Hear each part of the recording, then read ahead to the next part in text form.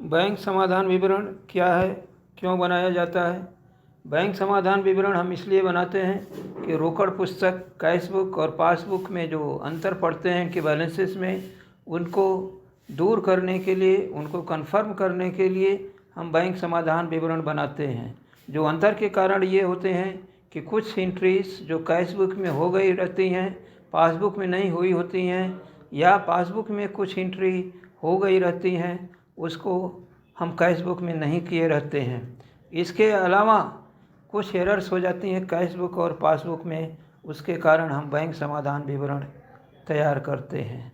तो बैंक समाधान विवरण बनाने के पहले हमसे अगर ये कहा जाता है कि अमेंडेड कैश बुक या संशोधित रोकड़ पुस्तक बनाइए, तो उसको हम कैसे बनाते हैं?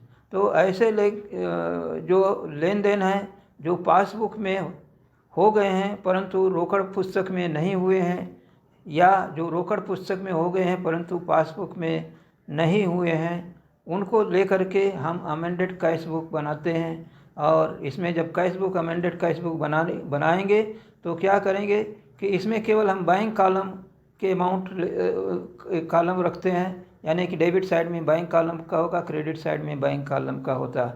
जब इसकी शुरुआत हम करते हैं तो डेबिट साइड में जो कैश बुक का बैलेंस दिया रहता है बैंक से रिकन्सिलिएशन बनाने के लिए, उसको लिखते हैं, या ओवरड्राफ्ट का बैलेंस दिया रहता है तो उसको क्रेडिट साइड में हम लिखते हैं। इसके अलावा इसके डेबिट साइड में जो पासबुक के क्रेडिट में बैंक ने अमाउंट जमा कर रखा है, जैसे डिविडेंड का है, इंटरेस्ट का है, या कस्टमर्स ने किसी ने डायरेक्टली डिपॉजिट किया है, पासबुक के क्रेडिट में लिखा होगा और कैश बुक के डेबिट में नहीं लिखा होगा, तो उसको हम डेबिट साइड में, कैश बुक के डेबिट साइड में लिख देते हैं। इसी तरीके से पासबुक के डेबिट साइड में जो एंट्री बैंक ने कर रखी होगी और कैश बुक में नहीं हुआ है, जैसे बैंक चार्जेस है, सन्ड्री एक्सपेंसेस है, या इंटरेस्ट ऑन ओवरड्राफ्ट चार्ज, या चेक या बिल डिसऑनर्ड हैं, तो उनको हम लिखते हैं।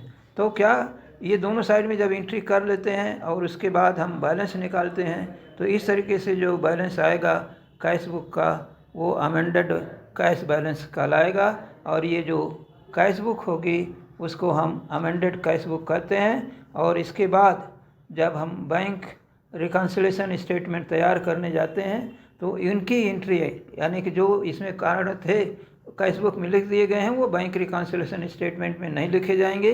बाकी ऐसे कारण जो हैं बैंक रिकन्सिलिएशन स्टेटमेंट में लिखे जाते हैं। तो इस तरीके से ये अमेंडेड कैश बुक का प्रोफार्मा हम इसमें अटैच कर रहे हैं। धन्यवाद, शुक्रिया।